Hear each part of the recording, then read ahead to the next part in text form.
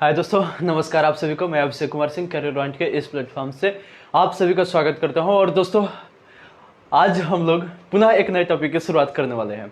दोस्तों, हम लोगों ने भारत की खोज के बाद पुर्तगालियों का किस प्रकार से भारत में आगमन हुआ, किस प्रकार से उन्होंने अपना जो शासन पद्धति है उसको यहाँ पे विस्तृत किया, ओके, और उनके कौन कौन से गवर्नर जो थे वे भारत में आए और उनके द्वारा कौन कौन से महत्वपूर्ण कार्य किए गए, ठीक है। और पुर्तगालियों का जब भारत में आगमन हुआ तो उनके द्वारा भारतीय मतलब किन किन चीज़ों से परिचित हुए और आधुनिक युग में उन पुर्तगालियों का क्या योगदान रहा है, उन सभी बातों के विषय में हम लोग देखने का प्रयास किया।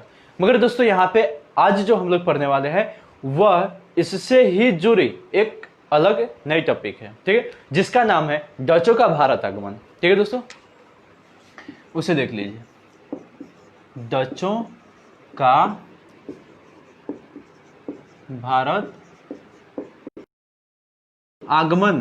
ठीक है दोस्तों, यह देखिए, यह जो डच है, ठीक है, नीदरलैंड और हॉलैंड, ठीक है, दोनों जगह के निवासियों को कहा जाता है। मगर उस समय हॉलैंड और नीदरलैंड जो था वह संयुक्त था, ठीक है, यानी एक ही कंट्री हुआ करता था दोनों। ओके दोस्तों, तो उस समय उन्हीं दोनों कंट्रियों के जो निवासी हुआ करते थे उनको डच कहा जाता है, ठीक है। अर्थात यहाँ आज के टॉपिक में हम लोग यह देखने वाले हैं कि पुर्तगालियों के बाद, ठीक है, पुर्तगालियों के बाद भारत आने वाला दूसरा यूरोपीय व्यापारी कौन थे, ठीक है, वे किस देश के थे और इन डचों का हमारे भारत में क्या क्या योगदान रहा है, किन किन क्षेत्रों पे इनके द्वारा अधिकार किया गया, ठीक है। ये आए तो थे व्यापार के उद्देश्य से, मगर इनका उद्देश्य धीरे धीरे किस क्षेत्र में परिवर्तित होता गया, ओके, इन सभी बातों के विषय में हम लोग आज देखने वाले हैं। ठीक है दोस्तों, तो आप सभी बस यहाँ पे मेरे साथ बने रहिए, ठीक है। आप लोगों का इससे संबंधित प्रत्येक डाउट दूर होने वाला है, ठीक है दोस्तों। और यहाँ पे मैं टॉपिक शुरू करने से पहले आप लोगों से एक बार फिर से यही निवेदन करता हूँ कि आप सभी में से यहाँ जितने भी बच्चे नए हैं जो कि इस चैनल पे इस वीडियो को अटेंड कर रहे हैं, तो उनसे मेरा यही रिक्वेस्ट है कि कृपया करके इस यूट्यूब चैनल को आप सभी सब्सक्राइब करिए, ओके, और बेल आइकन को प्रेस करिए ताकि आप सभी इन सारे फ्री वीडियोज से लाभान्वित हो सके। ठीक है दोस्तों, तो चलिए रह के कभी कभी हम लोग इन सभी बातों पे भी चर्चा कर लिया करेंगे, ठीक है। अब आते हैं हम लोग अपने मेन मुद्दे पे। हमारा आज का मेन मुद्दा है डचों का भारत आगमन। ठीक है दोस्तों, अब देखिए, जो डच हुआ करते थे, मैंने पहले ही बताया कि यह हॉलैंड और नीदरलैंड के निवासी हुआ करते थे या व्यापारी हुआ करते थे, ठीक है, हॉलैंड और नीदरलैंड। ठीक है दोस्तों, यह देखिए, हॉलैंड और नीदरलैंड जो है यह यूरोप के उत्तरी भाग में पड़ता है। ओके दोस्तों, यदि आप लोग मैप पे देखे होंगे या अभी फिलहाल में देख रहे होंगे तो आप लोग यही पाएंगे कि जो ये हॉलैंड और नीदरलैंड है, यदि यह यूरोप है तो यूरोप के सबसे उत्तरी भाग में ये लोग या यह देश अवस्थित है। ओके दोस्तों, अब देखिए, यहाँ से जो पुर्तगाल था व्यापारिक संबंध बनाया हुआ था भारत से, परंतु इसका जो व्यापारिक संबंध जो था वह बहुत ही लाभान्वित कर देने वाला था। ये जब भारत के साथ व्यापार कर रहा था तो उस समय में उसकी जो समृद्धि थी वह यूरोपीय देशों में अपने चरमोत्कर्ष पे थी, यानी बहुत ही अधिक और अप्रत्याशित वृद्धि हो रही थी, बहुत ही क्रमिक और लगातार वृद्धि हो रही थी। किसकी? पुर्तगाल की, ठीक है। अब यहाँ पे जो अन्य यूरोपीय कंट्री थे वे इससे हताहित थे, क्योंकि ऐसा जनरली होता है कि जब भी हमारा पड़ोसी कोई उत्थान करने लगता है, ठीक है, तो उसके प्रति जो जलन की भावना है उसमें अप्रत्याशित वृद्धि हो जाती है। और ठीक वैसा ही हुआ यहाँ भी। जैसे ही पुर्तगाल की जो समृद्धि है अपने चरम सीमा को प्राप्त करने लगी, वैसे ही उनके जो पड़ोसी देश थे उनमें भी उनके प्रति जलन की भावना, देश की भावना उत्पन्न होने लगी। अब वे भी इस आइडिया की तलाश में थे कि आखिर यह पुर्तगाल की समृद्धि किस प्रकार से हो रही है, वह कहां से व्यापार कर रहा है, कहां अपना उपनिवेश स्थापित कर रहा है, किस देश के साथ उसका तत्कालिक संबंध है, ठीक है, किस देश के साथ वह व्यापार करता है, और व्यापार भी करता है तो किस चीज का व्यापार करता है, उसका मेथड क्या है, यह जानना इन डचों के लिए ही नहीं, मतलब पूरा यूरोपीय जो उसके पड़ोसी राज्य थे उनके लिए आवश्यक हो गया। ठीक है, यहाँ पे देखिए, यदि आप लोगों ने एक मूवी देखी होगी पायरेट्स ऑफ द कैरिबियन, ठीक है, तो हालांकि यह मूवी जो है काल्पनिक आधार पे ही बनाया गया है, मगर उसमें आप लोगों को ये सारे गतिविधियां देखने को मिलते हैं कि किस प्रकार से उस समय के जो यूरोपीय व्यापारी हुआ करते थे वह भारत या अन्य जो पूर्वी देश से उनके साथ व्यापार करते थे और किस प्रकार से उनका व्यापारिक संबंध स्थापित था, और कैसे कैसे वे जब वे किसी नए द्वीप पे जाते हैं तो उनका उन द्वीप के लोगों के साथ जान पहचान होता है, उनके साथ वे घुलते मिलते हैं। ये सभी बातें भी उसमें देखने को मिलते हैं। और उसमें आप लोग यह भी देखेंगे कि किस प्रकार से 10 सेना की ही टुकड़ी, यूरोपीय सेनाओं की यदि 10 सैनिक वाली भी टुकड़ी थी तो वे बड़े बड़े सेनाओं को किस प्रकार से पराजित कर देती है, और किस प्रकार से इनका जो कूटनीतिक चाल है वह उन उपनिवेशों में सही साबित होता है, कामयाब साबित होता है। तो यदि आप लोगों ने नहीं देखा होगा तो उसको देख सकते हैं। आप लोगों को उस समय के सारे जो लिबास हुआ करते थे, उस समय के पहनावे और ठीक है, उस समय के कैसे विचार विमर्श करने वाले लोग थे, वे सभी देखने को हमको मिलता है कि में उन्हें कठिनाइयों का सामना करना पड़ता है, वे सभी भी हमें देखने को मिलता है। हालांकि उसमें कुछ काल्पनिक तथ्य भी शामिल किए गए। तो यहाँ पे दोस्तों हम लोग उस पर ज्यादा ध्यान नहीं देंगे, यहाँ पे देखते हैं। अब जैसे ही इनको की समृद्धि का राज्य जानने की आवश्यकता महसूस हुई, अब इस क्षेत्र में उन यूरोपीय कंट्री ने अपना कदम आगे बढ़ा लिया, और उसी में से एक थे डच। ठीक है, उसी समय पुर्तगाल और स्पेन के बाद जो डच हुआ करते थे, इनकी जो नाविक शक्ति थी यह काफी मजबूत थी, ठीक है, औरों की अपेक्षा। यही कारण है कि यह पुर्तगाल के नक्शे कदम चलते हुए इन्होंने भारत का मार्ग तलाश लिया। ठीक है, क्या किया, इन्होंने भी पुर्तगालियों की भांति मार्ग की तलाश करते हुए और भारत की खोज कर लिया। इस क्रम में क्या हुआ कि सर्वप्रथम 1596 ईस्वी में, यहां पे मैं लिख दे रहा हूं, सर्वप्रथम 1596 ईस्वी में एक कार्नेलियस हाउटमैन नामक व्यक्ति, कार्नेलियस हाउटमैन, ठीक है दोस्तों यहाँ पे जो भी मैं नाम लिखा रहा हूं वह बेहद महत्वपूर्ण है एग्जाम्स के दृष्टिकोण से। ठीक है, तो उसे आप लोग इग्नोर मत करिएगा, क्योंकि जिस प्रकार से वास्को डी गामा का नाम महत्वपूर्ण है किसी भी एग्जाम के लिए, ठीक उसी प्रकार कार्नेलियस हाउटमैन का भी नाम आता है। यह जो कार्नेलियस हाउटमैन था यह प्रथम डच था जो कि 1596 ईस्वी में भारत पहुंचता है। ओके दोस्तों, फिर से रिपीट कर देता हूं यहाँ पे, यह जो कार्नेलियस हाउटमैन को आप लोग यहाँ पे देख रहे थे, यह प्रथम डच व्यक्ति था, प्रथम डच व्यापारी था जो कि 1596 ईस्वी में भारत की यात्रा किया था। ठीक है, भारत में यह आया हुआ था। अब देखिए, जैसे ही 1596 ईस्वी में कार्नेलियस हाउटमैन भारत आता है, यह जाकर के भारत के जो समृद्धशाली व्यापारिक रिश्ते हुए करते थे उसका जाकर के वर्णन करता है। कहां पे, डच कंट्री में, यानी नीदरलैंड। ठीक है दोस्तों, अब जैसे ही भारत का गुणगान करता है, उसका बखान करता है और यह बताता है कि मैंने पुर्तगाल का रहस्य जान लिया, किस प्रकार से वह समृद्धि कर रहा है, उसके बारे में जो सूत्र है, जो छिपा हुआ रहस्य है उसको मैंने जान लिया, उस पर से मैंने पर्दा हटा दिया। यदि हमारा कंट्री भी ऐसा करेगा तो हम लोग भी समृद्धशाली हो जाएंगे। ठीक है दोस्तों, और देखिए जैसे ही यह गुणगान करता है भारत का, 1602 ईस्वी में वहां के सरकारी आदेश के तहत डच ईस्ट इंडिया कंपनी की स्थापना हो जाती है। डच ईस्ट इंडिया कंपनी की स्थापना हो जाती है। ठीक है दोस्तों, यहां पे ध्यान दीजिएगा आप लोग, जो डच ईस्ट इंडिया कंपनी है इसकी स्थापना कब होती है, 1602 ईस्वी में। ठीक है दोस्तों, और यह जो डच ईस्ट इंडिया कंपनी थी, इसका जो वास्तविक नाम था वह था यूनाइटेड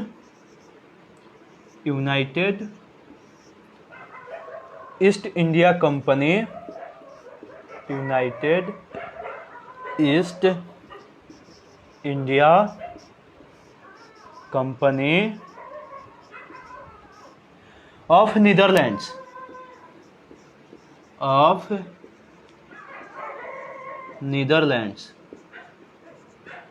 ठीक है दोस्तों, बहुत ही महत्वपूर्ण है क्योंकि कभी कभी पूछ दिया जाता है एग्जाम्स में कि जो डच ईस्ट इंडिया कंपनी थी उसका वास्तविक या रियल नाम क्या था, तो वह क्या था, United east India company of Netherlands. अब देखिए यहाँ पे एक शब्द आप लोगों के जहन में गुजरा होगा, यूनाइटेड। ठीक है, कि आखिर इसका नाम जो था उसके पहले यूनाइटेड शब्द क्यों लगा था, क्योंकि जो यूनाइटेड होता है वह, या उसका जो हिंदी अर्थ होता है वह क्या होता है, संयुक्त। ठीक है दोस्तों, तो यहाँ पे संयुक्त शब्द लगाने की क्या आवश्यकता थी? डच ईस्ट इंडिया कंपनी के साथ।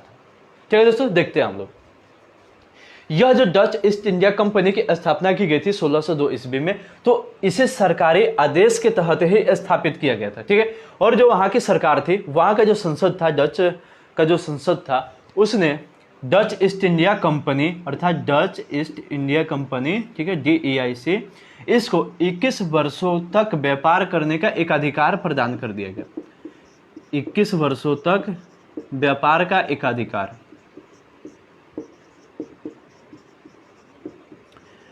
ठीक है दोस्तों,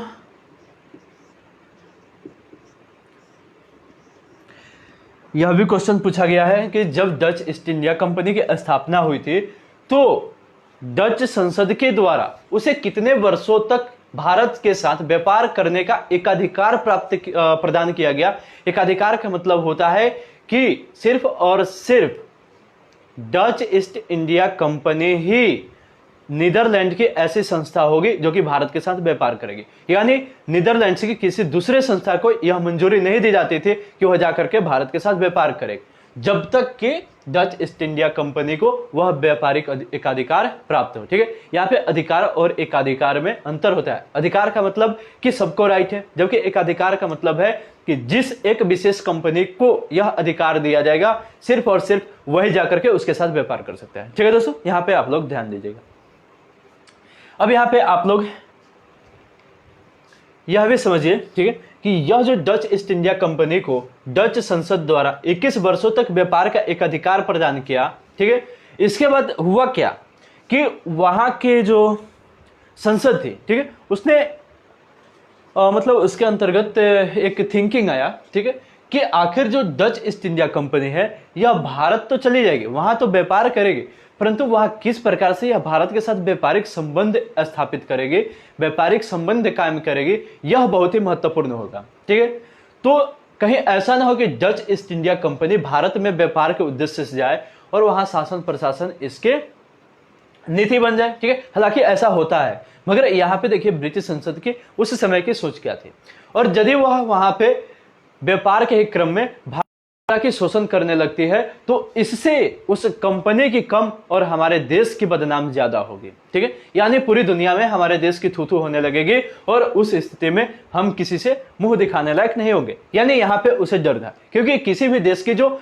राजनीतिक छवि होती है अंतर्राष्ट्रीय लेवल पे, ठीक है, उसे वह बरकरार रखना चाहती थी, और यही कारण है कि डच संसद ने यहाँ पे डच ईस्ट इंडिया कंपनी के भारत में क्रियान्वयन यानी क्रियाविधि को देखने के लिए, उसकी देखरेख करने के लिए, उसकी जांच परख करने के लिए एक बोर्ड स्थापित करती है। ठीक है दोस्तों, क्या करती है, यहाँ पे एक बोर्ड का सदस्यों की संख्या पूछी गई है एग्जाम में, इसलिए मैं यहाँ पे आप लोगों को नोट करा रहा हूं। ठीक है, अर्थात जो डच ईस्ट इंडिया कंपनी के देखरेख के लिए, उसके कार्यों के देखरेख के लिए जिस बोर्ड कमेटी का गठन किया गया, उसमें कितने सदस्य शामिल थे, तो 17 सदस्य शामिल थे। ठीक है, और ये जो 17 सदस्य थे, ठीक है, यह सिर्फ एक अधिकारी नहीं थे। क्या कहा मैंने, यह जो बोर्ड के सदस्य थे यह सिर्फ और सिर्फ केवल एक अधिकारी नहीं थे, बल्कि यह उस कंपनी के शेयर होल्डर भी थे। ठीक है, ध्यान दीजिएगा यहाँ पे, क्योंकि यह जो पॉइंट मैं आप लोगों को बताने जा रहा हूं, इसका एग्जाम्स के व्यू से बहुत ही महत्वपूर्ण साबित होता है यह पॉइंट। ठीक है, क्योंकि यह जो मैं पॉइंट बता रहा हूं यह लगभग 10-12 एग्जाम्स में पूछे गए। ठीक है, यदि आप लोग previous year question paper check करिएगा किसी भी एग्जाम्स के, तो आप लोग उसमें देख पाएंगे। ठीक है, तो यहाँ पे जो 17 सदस्य थे इस बोर्ड में, वह उस कंपनी के शेयर धारक थे या स्टॉक होल्डर थे। ठीक है, और दोस्तों यहाँ पे इस कंपनी में 17 शेयर धारक थे। ठीक है, और वह कंपनी कहाँ पे कार्य करने वाली थी, भारत में कार्य करने वाली थी, और यही कारण है कि डच ईस्ट इंडिया कंपनी को भारत में स्थापित प्रथम स्टॉक होल्डर कंपनी कहा जाता है। ठीक है, इसको आप शेयर धारक कंपनी भी कह सकते हैं या स्टॉक होल्डर कंपनी। ठीक है दोस्तों, फिर से रिपीट करता हूं मैंने यहाँ पे, यह जो डच ईस्ट इंडिया कंपनी के कार्यों की देखरेख के लिए जिस बोर्ड का गठन किया गया था डच संसद द्वारा, उसके अंतर्गत 17 सदस्य शामिल थे। और यह 17 सदस्य सिर्फ और सिर्फ अधिकारी मात्र नहीं थे, बल्कि यह उस कंपनी के शेयर धारक भी थे या स्टॉक होल्डर भी थे। और वह जो कंपनी थी वह कहां पे कार्य करने वाली थी? तो हमारे भारत देश में कार्य करने वाली थी। यही कारण है कि इसे भारत में स्थापित प्रथम शेयर धारक कंपनी या प्रथम स्टॉक होल्डर कंपनी के भी नाम से जाना जाता है। ठीक है दोस्तों, तो यहां आप लोगों को यह पॉइंट क्लियर हो गया होगा। अब देखिए दोस्तों, जैसे ही यह भारत में 1602 ईस्वी में आता है, किस उद्देश्य से? व्यापार के उद्देश्य से। परंतु यहाँ पे देखते हैं कि जो पुर्तगाली व्यापारिक कंपनी यहाँ पे आई हुई है, यह व्यापार में कम, ठीक है, व्यापार में कम और शासन प्रशासन के क्षेत्र में बहुत ही अधिक महत्वपूर्ण भूमिका निभा रही है। और यही कारण है कि उसका व्यापार भी सफल है। यदि वह यहाँ पे अपना शासन प्रशासन स्थापित नहीं करेगी, यहाँ पे उपनिवेश स्थापित नहीं करेगी, तो यहाँ के जो क्षेत्रीय शासक है वह हमें चैन से व्यापार करने नहीं देंगे। और इतना ही नहीं, वहाँ के जो स्थानीय शासक थे वह जगह जगह पे प्रत्येक सीमा पे, क्योंकि यहाँ के जो क्षेत्रीय शासक थे उनका सीमा बहुत ही छोटा हुआ करता था, यही कारण है कि एक यदि बड़े प्रांत में किसी व्यापारी को भ्रमण करना पड़ जाए तो उन्हें जगह जगह पे छोटे छोटे प्रांतों को पार करते समय प्रत्येक सीमा पे चुंगी देने पड़ते हैं। और यह जो चुंगी होती थी यह महंगी दर होती थी, ठीक है, जिसके कारण इन विदेशियों को व्यापार में काफी अधिक परेशानी होती थी। और यदि किसी व्यापारी कंपनी द्वारा यहाँ पे भारत में उपनिवेश स्थापित कर दिया जाता था तो उसमें क्या किया जाता था कि उस सारे क्षेत्र पर इनका ही अधिकार होता था और उस क्षेत्र में वे अपने मन मुताबिक फसलों को उगाया करते थे। ठीक है, और वह उस क्षेत्र से संबंधित जितने भी डिसीजन लेने के पावर होते थे वे उन्हीं के पास होते थे। तो अतः डच ईस्ट इंडिया कंपनी जब यहाँ भारत में आई तो अपनी फैक्ट्री स्थापित करने के साथ ही उसका उद्देश्य परिवर्तित हो गया और उसने सर्वप्रथम किसको लक्ष्य बनाया? भारत में अपना शासन प्रशासन स्थापित करने का और जो पुर्तगाली यहाँ पे व्यापार के लिए आए हुए थे उनको विस्थापित करने का। ठीक है, परंतु यहाँ पे देखते हैं कि किस प्रकार से डच अपने मंसूबों में थोड़ी कामयाब होते हैं, थोड़ी नाकाम होते हैं। ठीक है दोस्तों, तो यहां पे ध्यान दीजिए। ठीक है, यहां पे देखिए, यह जो डच ईस्ट इंडिया कंपनी 1602 ईस्वी में भारत आई थी, ठीक है, इसने सर्वप्रथम 1605 ईस्वी में, ठीक है, अपनी जो प्रथम फैक्ट्री थी, ठीक है, प्रथम फैक्ट्री वह कहां स्थापित करती है? तो मसूलीपट्टनम में। ठीक है दोस्तों, ध्यान दीजिए, कहां स्थापित करती है? मसूलीपट्टनम में। उसके बाद से दोस्तों डचों की जो दूसरी फैक्ट्री थी, डचों की जो दूसरी फैक्ट्री थी वह पुलिकट में स्थापित की जाती है। कहां पे? पुलिकट में स्थापित की जाती है। अब यहां पे दोस्तों ध्यान दीजिए, जो डच थे यहां पे उन्होंने 1605 ईस्वी में मसूलीपट्टनम में अपनी प्रथम फैक्ट्री को स्थापित किया और जो दूसरी फैक्ट्री है वह पुलिकट में स्थापित किया। परंतु इसमें देखिए, प्रथम फैक्ट्री तो भले ही मसूलीपट्टनम में थी, उसको बड़ा बनाया गया था और पुलिकट वाला छोटा बनाया गया, परंतु बाद में डचों द्वारा यह देखा गया कि जो पुलिकट है इसका महत्व मसूलीपट्टनम के अपेक्षा काफी ज्यादा है और पुलिकट जो है वह हमारे रक्षा के भी दृष्टिकोण से बहुत ही अच्छी है। और यही कारण है कि जो डच थे उन्होंने पुलिकट को ही भारतीय डच साम्राज्य का राजधानी बना दिया। ठीक है, राजधानी का मतलब यहां पे उनके जो गतिविधियों का केंद्र हुआ करता था वही बना दिया। ठीक है दोस्तों, तो दोस्तों यहां पे देखिए, मैंने आप लोगों को यहां तक बता दिया, ठीक है, कि किस प्रकार से उसने अपनी प्रथम और दूसरी फैक्ट्री को स्थापित किया। और उसके बाद मैंने यह बताया कि जैसे ही उन लोगों को लगा कि जो पुलिकट है वह हमारे रक्षा के दृष्टिकोण से अच्छा है और उसका लोकेशन भी अच्छा है, यही कारण था कि उन्होंने पुलिकट में यानी पुलिकट क्षेत्र को अब समृद्ध करना इन्होंने शुरू कर दिया। और उस क्रम में उन्होंने पुलिकट को ही अपने समस्त व्यापारिक गतिविधियों का केंद्र बना दिया। ठीक है दोस्तों, अब देखिए, पुलिकट में ही डचों द्वारा पैगोडा नामक सिक्के चलाए गए। ठीक है, यहां पे लिख दे रहा हूं, पुलिकट में ही डचों के द्वारा पैगोडा नामक सिक्के चलाए गए। दोस्तों यह पीसीएस के एग्जाम में पूछा गया क्वेश्चन है, ठीक है, कि जो पैगोडा नामक सिक्के चलाए गए थे भारत में, ठीक है, जो यूरोपियों द्वारा पैगोडा नामक सिक्का चलाया गया था भारत में, उस किस यूरोपीय देश के माध्यम से चलाया गया था? ठीक है दोस्तों, तो उसका राइट आंसर कौन हो जाएगा?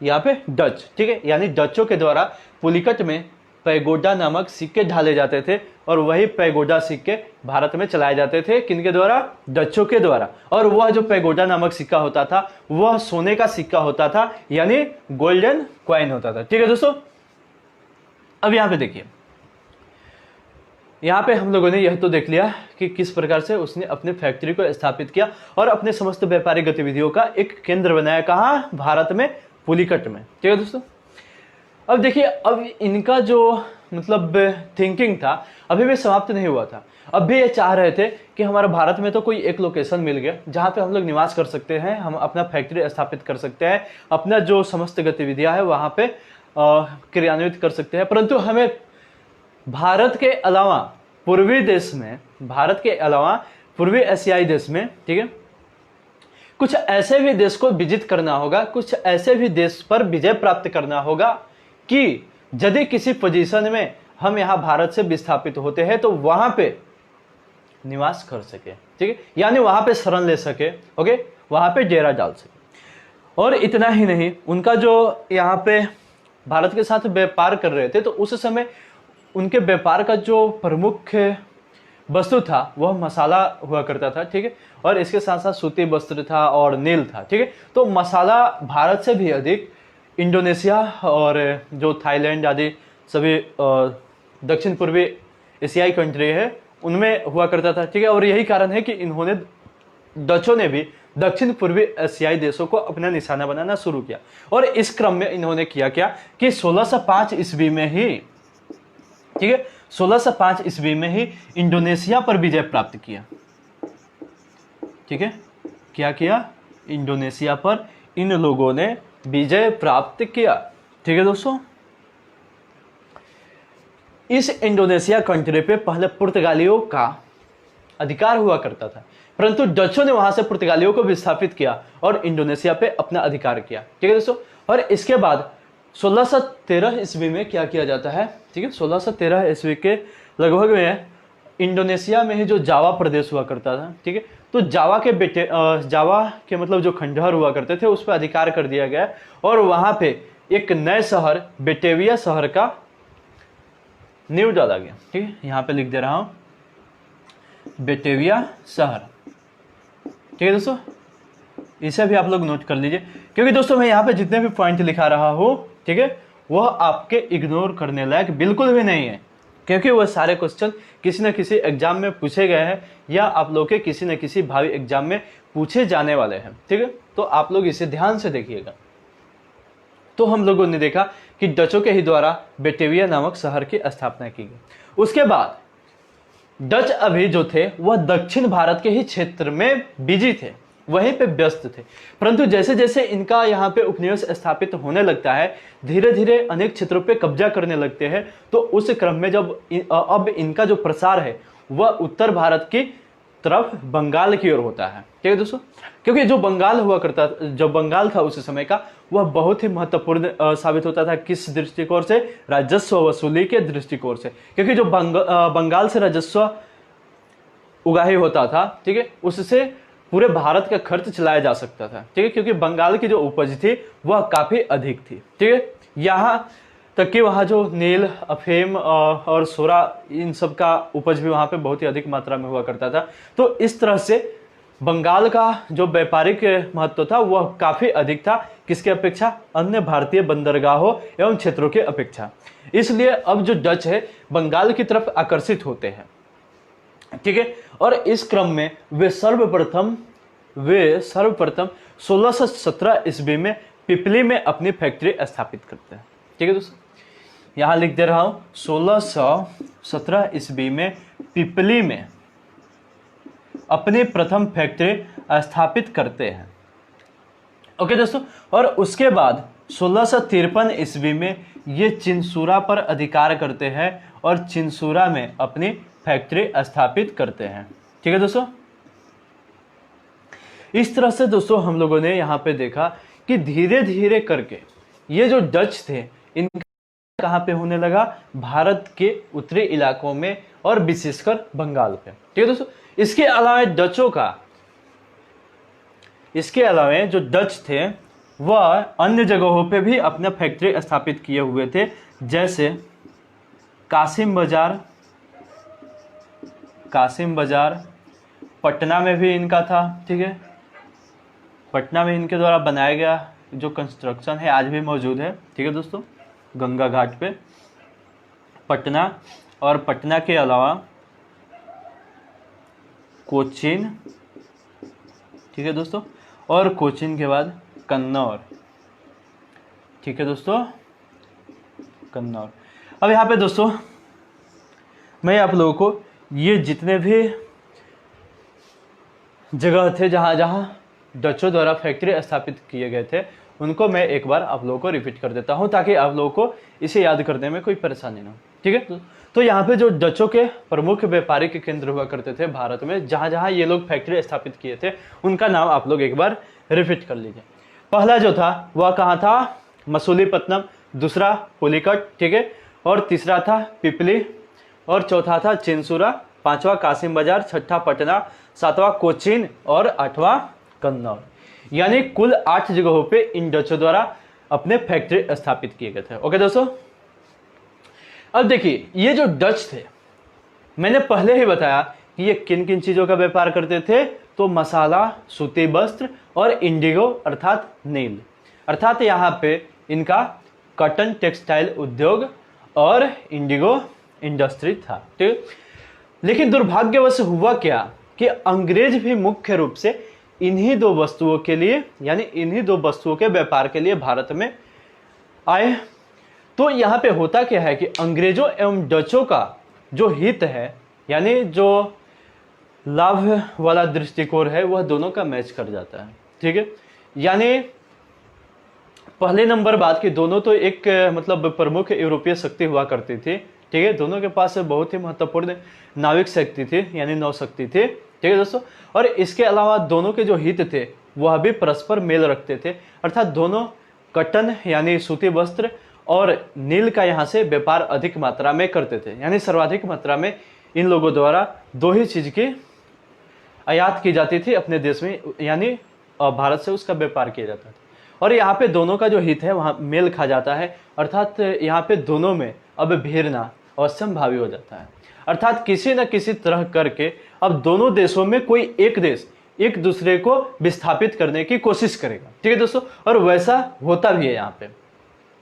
हालांकि डचों और ब्रिटिशर्स के बीच बहुत सारे छोटे छोटे भिड़ंत हुए, मगर जो इन दोनों के बीच सबसे महत्वपूर्ण भिड़ंत था वह 1759 ईस्वी में होता है, जिसे हम लोग बेदारा के युद्ध के नाम से जानते हैं। किस नाम से जानते हैं? बेदारा के युद्ध के नाम से जानते हैं, ठीक है दोस्तों। और जब 1759 ईस्वी में बेदारा का युद्ध होता है तो वह डच के लिए बहुत ही निर्णायक युद्ध साबित होता है, ठीक है। और इस युद्ध में डच पराजित हो जाते हैं, और जैसे ही डच पराजित हो जाते हैं अब वह अपने आप को इस भारत देश में संभाल नहीं पाते हैं और उन्हें मजबूर होकर के भारत देश छोड़ना पड़ता है। और यहाँ से डच पुनः कहाँ चले जाते हैं? अपने स्वदेश नीदरलैंड चले जाते हैं। हालांकि उनका इस कुछ जो अन्य दक्षिण पूर्वी एशियाई कंट्री थे उन पे उनका आधिपत्य था, ठीक है दोस्तों। परंतु वे जो कुछ आधिपत्य थे उसको लेकर के यहाँ पे अब डच शासन को स्थापित करना बहुत ही मुश्किल हो गया था, और यही कारण थे कि डच यहाँ से निराश होकर के अपने स्वदेश लौट गए। और उसके बाद से यहाँ पे ब्रिटिशर्स जो थे, अंग्रेज जो थे, उनके सिक्के चलने लगती है, यानी उनका महत्व अब यहाँ पे धीरे धीरे करके बढ़ने लगता है। तो दोस्तों हम लोगों ने पुर्तगाल को देख लिया, डच को देख लिया, अब हम लोग देखते हैं कि अंग्रेज आखिर किस प्रकार से अपना एक्शन ओपन करते हैं इस भारत में, किस प्रकार से भारत के जो संपूर्ण शासन गतिविधियां थे उस पर अपना अधिकार स्थापित करते हैं। तो दोस्तों हम लोग इन सारी बातों के साथ अगले वीडियो में मिलेंगे ही। तब तक के लिए मैं आप लोगों से यहाँ पे विदा लेता हूँ। आप सभी को मेरे साथ बने रहने के लिए धन्यवाद।